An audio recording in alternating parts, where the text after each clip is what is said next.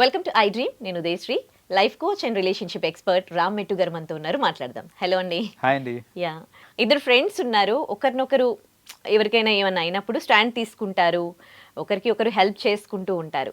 కానీ ఒక ట్రస్ట్ అనేది ఇద్దరి మధ్యలో ఉండదు. ఒకరు బాగా నమ్మి ఏమైనా విషయాలు ఇంకో ఫ్రెండ్కి షేర్ చేసుకున్నప్పుడు వాళ్ళు నమ్మి వాళ్ళ రిలేటివ్ కావచ్చు, ఇంకెవరికైనా కావచ్చు, అది షేర్ చేస్తూ ఉంటారు.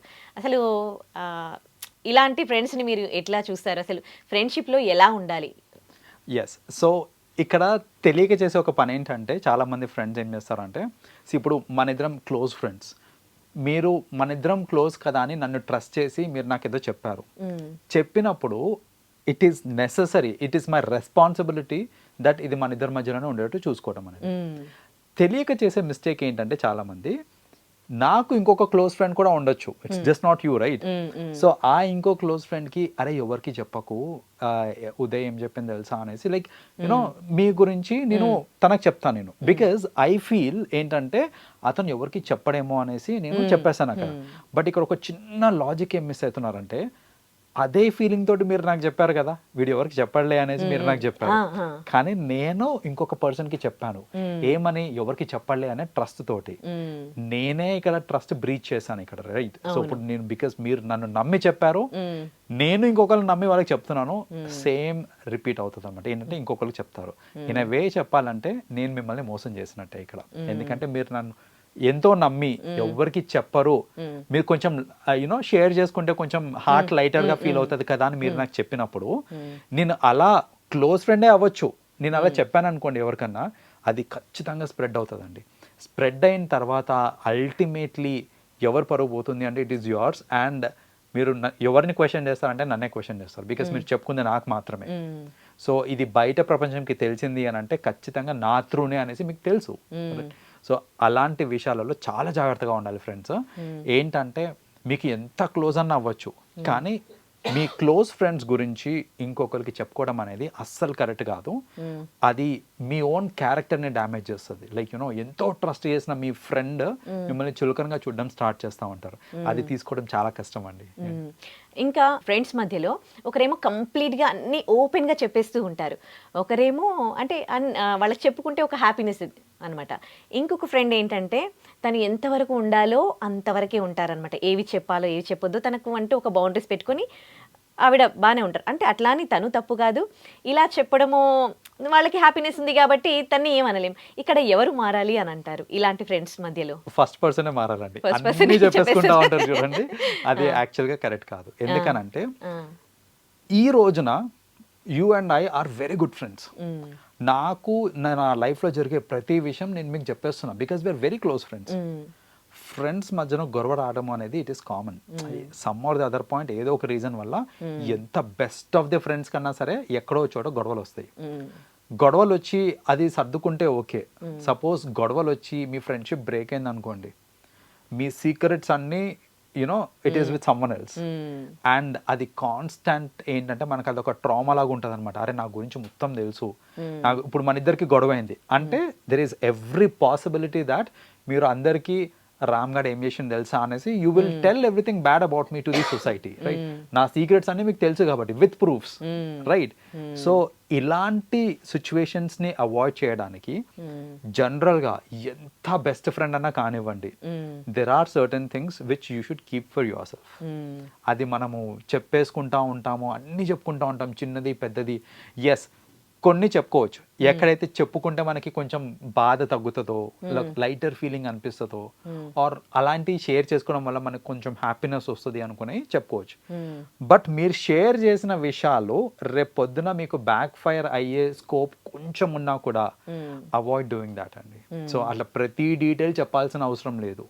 యూనో కొన్నిసార్లు ఫ్రెండ్స్లో కూడా సపోజ్ మన ఇద్దరికి మంచి ర్యాపో ఉంది, నేను ఒక రిలేషన్షిప్ ని బ్రేక్ చేద్దాం, like I'm going through certain things in my life which నేను డైరెక్ట్ గా నేను మీకు చెప్పలేను అనుకోండి. అలాంటి దాంట్లో ఏంటంటే you know I need some moral support, I'm going through a లో అనేసి ఒక వేగ్ ఐడియా ఇవ్వచ్చు about it. But you don't have to get in to the details అనమాట. ఎవరు ఆ పర్సన్, ఏంటి నీ ట్రోమా, నీకు ప్రాబ్లం ఏంటి అంతా చెప్పాల్సిన అవసరం లేదనమాట. సో నిజంగానే నాకు సపోర్ట్ కావాలి from a very close friend of mind, but every detail చెప్తే I will be in a risk అని అనుకుంటే కనుక ప్రతి డీటెయిల్ ఇవ్వాల్సిన అవసరం లేదు. ర్యాండమ్గా పైన చెప్పి మీకు కావాల్సిన సజెషన్ మీరు తీసుకోవచ్చు అనమాట ఫ్రెండ్స్ దగ్గర నుంచి. సో దాట్ వే ఏంటంటే ప్రతి విషయం చెప్పడం అనేది కరెక్ట్ కాదు. We have to have limitations to it. Okay. కొంతమంది ఫ్రెండ్స్ మధ్యలో పొసెసివ్నెస్ ఉంటుంది. వాళ్ళు మాత్రం అంటే ఇప్పుడు ఇద్దరు ఫ్రెండ్స్ క్లోజ్ ఫ్రెండ్స్ అనుకున్నారనుకోండి, ఇంకా నేను మీతోనే ఉండాలి, ఇప్పుడు మీరు నా క్లోజ్ ఫ్రెండ్ అనుకోండి, నేను మీతోనే ఫ్రెండ్షిప్ చేయాలి, మీరు మాత్రం వేరే వాళ్ళతో చేస్తారు ఫ్రెండ్షిప్, నేను నన్ను మాత్రం వేరే వాళ్ళతో డైజెస్ట్ చేసుకోలేరు అనమాట. సో ఇలాంటి ఫ్రెండ్షిప్ని మీరు ఎలా చూస్తారు? ఫస్ట్లీ లక్కీ ఫ్యూ ఉంటారండి ఇట్లా పొసెసివ్నెస్ ఉన్న వాళ్ళు. But yeah, to an extent possessiveness is okay.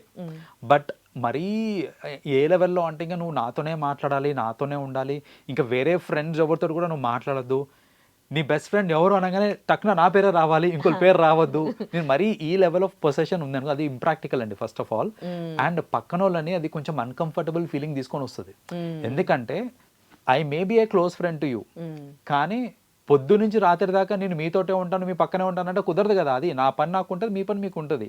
So work ప్లేస్లో కూడా ఫ్రెండ్స్ అవుతూ ఉంటారు, లైక్ అదర్వైజ్ కూడా మనకి నేబర్స్ కూడా ఫ్రెండ్స్ అవుతూ ఉంటారు. అట్లా ఫ్రెండ్స్ అనేది రకరకాలుగా అవుతూ ఉంటారు మనకి. సో ఎవరు అలా వాళ్ళతో మాట్లాడడము ఇవన్నీ అన్అవాయిడబుల్ బేసిక్గా. సో మన ఇద్దరము గుడ్ ఫ్రెండ్స్ అని అంటే fine, great friends fine, but నాతోటే ఉండాలి, పద్దాక నేనే ఉండాలి అని అంటే దట్ ఈస్ ఇంప్రాక్టికల్. అలాంటి ఆలోచన మార్చుకోవాలి. బికాజ్ మీరు అంత పొసెసివ్ ఉన్నారు అని అంటే ఖచ్చితంగా you will feel bad in future. ఎందుకంటే definitely the other person will talk to someone. నాకు ఒక ఫ్రెండ్ ఉన్నాడు, వాడు ఒక్కడే ఫ్రెండ్ అంటే వర్కౌట్ కాదు కదా అది. అండ్ అదర్వైజ్ కూడా సోషలైజింగ్ చేస్తూ ఉంటేనే బెటర్, అది మన నెట్వర్క్ కూడా ఇంక్రీజ్ అవుతూ ఉంటుంది. So it is okay to have a very close friend, a very good friend, but వాడే నా ఫ్రెండ్, వాడు నాతోటే ఉండాలి, ఇంకెవరితో ఉండొద్దు అలా అనుకోవడం మాత్రం కరెక్ట్ కాదు. ఓకే.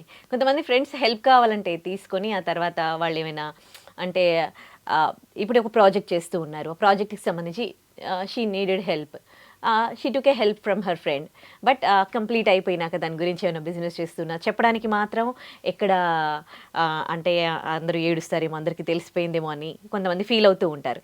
అంటే హెల్ప్ కావాల్సినప్పుడు తీసుకొని ఏదైనా సక్సెస్ అయినప్పుడు దాచుకునే ఇలాంటి వాళ్ళని తో ఎలా ఉండాలి?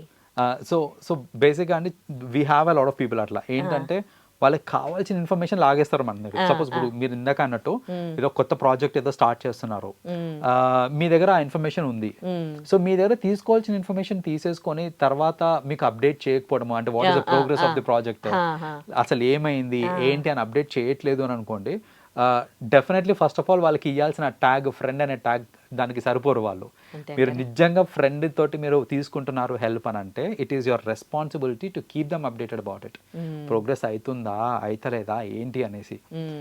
ఏడిస్ వస్తారు అని అనుకో అట్లాంటి థాట్స్లో మీరు ఉన్నారనుకోండి, you are not even treating them as a friend. నిజంగా మన ఫ్రెండ్ మన ప్రోగ్రెస్ని వాళ్ళు అప్రిషియేట్ చేస్తారు. మనం ఎంత క్లోజ్ ఫ్రెండ్ అనుకుంటే వాళ్ళు అప్రిషియేట్ చేస్తారు వాళ్ళు. మీరు వాళ్ళు అప్రిషియేట్ చెయ్యరు, వాళ్ళు ఏడిస్తారు అనే థాట్లో ఉన్నారు అని అంటే you don't even know the value of friendship. So అలాంటి వాళ్ళకి you know definitely what I say is వాళ్ళు సెల్ఫిష్. అలాంటి వాళ్ళు definitely we can term them as selfish. వాళ్ళని మీరు ఫ్రెండ్ లాగా కన్సిడర్ చేసి అనవసరంగా బాధపడకండి. అంటే చాలా మంది బాధపడుతూ ఉంటారు, కావాల్సిన ఇన్ఫర్మేషన్ అంతా తీసేసుకొని తర్వాత నాకు అప్డేట్ కూడా చేయలేదు ఏంటిది అని చేస్తూ ఉంటారు. మీ ఫ్రెండ్ చేస్తే మీరు బాధపడాలి. Don't even consider such people as your friends. మీరు బాధ కూడా పడరు అప్పుడు. Okay, right. థ్యాంక్ యూ అండి.